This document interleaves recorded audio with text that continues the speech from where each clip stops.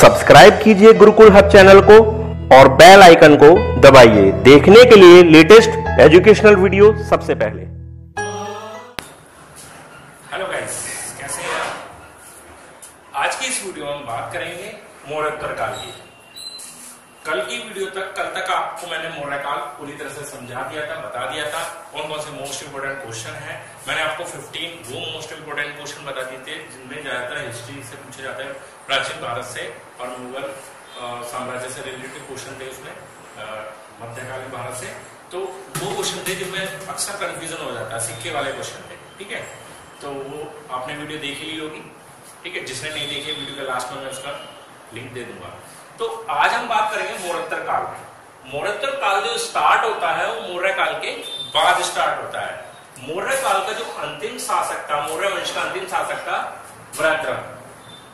तो वृद्धरथ की हत्या करके पुष्यमित्र शुंग ने शुंग वंश की स्थापना की थी। तो शुंग वंश की जो स्थापना है वो मौर्योत्तर काल स्टार्ट होता है वहां से, कि जो मौर्य काल का अंतिम शासक था वृद्धरथ, उसकी हत्या करके पुष्यमित्र शुंग ने शुंग वंश की स्थापना की। क्वेश्चन पूछा जाता है कि शुंग वंश की स्थापना किसने की या शुंग वंश का संस्थापक कौन है? तो उसका आंसर हो जाएगा पुष्यमित्र शुंग। पुष्यमित्र शुंग ने एक युद्ध में डेमेट्रियस को भी पराजित किया था। ये क्वेश्चन बन जाता है, क्वेश्चन पूछ लेगा कि पुष्यमित्र शुंग ने इनमें से किसको पराजित किया, तो 4 ऑप्शन होंगे। तो वहां पर डेमेट्रियस को पराजित किया था। ठीक है, आगे चलते हैं कि पुष्यमित्र शुंग ने अपने शासनकाल में 2 बार अश्वमेध यज्ञ किया था। तो ये भी एक बार पूछा गया था क्वेश्चन कि किसने 2 बार, मौर्योत्तर काल के किस शासक ने 2 बार अश्वमेध यज्ञ किया? तो वो पुष्यमित्र शुंग है। ठीक है, तो यहां से हमारे 1 2 3 4 5 क्वेश्चन बन जाते हैं शुंग वंश से, इतना काफी है। ठीक है, फिर बात करते हैं शुंग वंश का जो अंतिम शासक था वो था देवभूति। शुंग वंश का अंतिम शासक था देवभूति। ठीक है, तो इस देवभूति की हत्या करके वसुमित्र ने कर्ण वंश की स्थापना की थी। कौन से वंश की स्थापना की थी? कर्ण वंश की। देवभूति जो शुंग वंश का अंतिम शासक था उसकी हत्या करके वसुमित्र ने कर्ण वंश की स्थापना की। ये क्वेश्चन बनता है। ठीक है, और दूसरा क्वेश्चन बनता है कि कर्ण वंश का जो अंतिम शासक था वो था सुशर्मा। कौन था? सुशर्मा।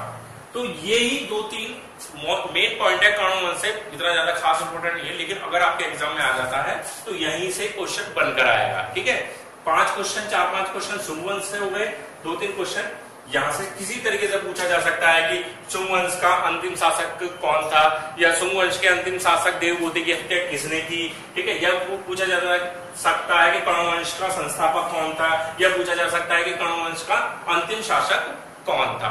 तो ये 4-5 पॉइंट यहां से बन जाते हैं, 5 पॉइंट आपके मौर्योत्तर काल के बाद शुंग वंश से बन जाते हैं। तो कुल मिलाकर 10 पॉइंट यहाँ पर क्लियर हो जाते हैं। ठीक है, आगे चलते हैं। कर्ण वंश के बाद आता है सातवाहन वंश। सातवाहन वंश का जो संस्थापक था वो था शिमुख। सातवाहन वंश का शासक था शिमुख, सर्वाधिक महान शासक। सातवाहन वंश का जो सर्वाधिक महान शासक था वो था गौतमी पुत्र शातकर्णी। गौतमी पुत्र शातकर्णी मोस्ट इंपोर्टेंट क्वेश्चन है, कई बार एग्जाम में पूछा गया है कि सातवाहन वंश का संस्थापक तो शिमुख है, जबकि सर्वाधिक महान शासक की बात की जाए तो वो है गौतमी पुत्र शातकर्णी। बात करते हैं आगे कि सातवाहन वंश में जुलों को आहार कहा जाता था। क्या कहा जाता था? सातवाहन वंश में जुलों को आहार कहा जाता था। या ये भी पूछा जा सकता है कि सातवाहन वंश में जिलों को क्या कहा जाता था, या ये भी पूछा जा सकता है कि किस काल में जिलों को आहार कहा जाता था। कौन सा हो जाएगा? सातवाहन वंश। या ये पूछा जा सकता है कि सातवाहन वंश में आहार किसको कहा जाता था। तो एक ही क्वेश्चन को 3 तरीके से एग्जाम में पूछ सकते हैं वहां पर, तो आपको पूरी तरह से पॉइंट अच्छी तरीके से क्लियर होना चाहिए। ठीक है, तो यहां बात करते हैं, आगे चलते हैं कि सातवाहन वंश की जो आधिकारिक भाषा थी वो थी प्राकृत। क्या भाषा थी? प्राकृत। जबकि लिपि थी ब्राह्मी। सातवाहन वंश की जो आधिकारिक भाषा थी वो प्राकृत थी, जबकि लिपि थी ब्राह्मी। ठीक है, 2 पॉइंट यहां पर हमारे क्लियर होते हैं। आगे चलते हैं, प्रसिद्ध पुस्तक। सातवाहन वंश की जो प्रसिद्ध पुस्तक थी वो थी गाथा सप्तशई। गाथा सप्तशई। और ये जो गाथा सप्तशई पुस्तक है वो किस बारे में थी?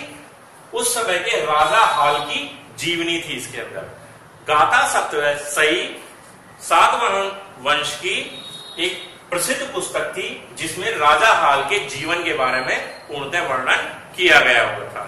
ठीक है, आगे चलते हैं। ब्राह्मणों तथा बौद्ध भिक्षुओं को कर रहित गांव देने की प्रथा सातवाहन वंश से सब प्रारंभ हुई थी। क्या हुई थी कि ब्राह्मणों तथा बौद्ध भिक्षुओं को कर रहित टैक्स फ्री कर दिया गया था गांव को। वो प्रथा सातवाहन वंश से ही शुरू होती है। तो ये कुल मिलाकर 7-8 पॉइंट बनते हैं। क्या बनते हैं कि सातवाहन वंश का संस्थापक शिमु, सर्वाधिक महान शासक गौतमीपुत्र शातकर्णी, जिलों को आहार कहा जाता था। ठीक है, आधिकारिक भाषा प्राकृत लिपि ब्राह्मी हो गई।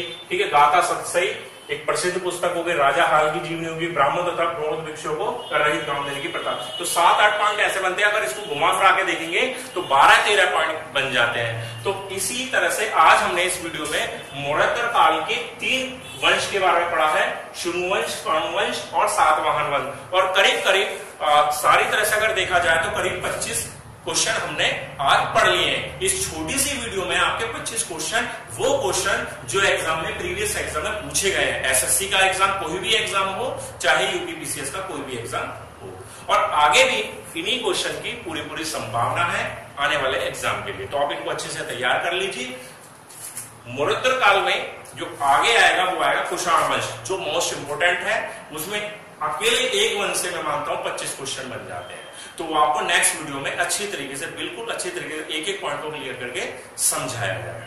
ठीक है गाइस, तो आज की वीडियो में इतना ही। अगर आपको ये वीडियो अच्छी लगी हो तो प्लीज लाइक करें, दोस्तों से शेयर करें, और अगर आप पहली बार हमारे चैनल पर आए और हमारी वीडियो को देख रहे हैं तो प्लीज हमारे चैनल को सब्सक्राइब करें। धन्यवाद।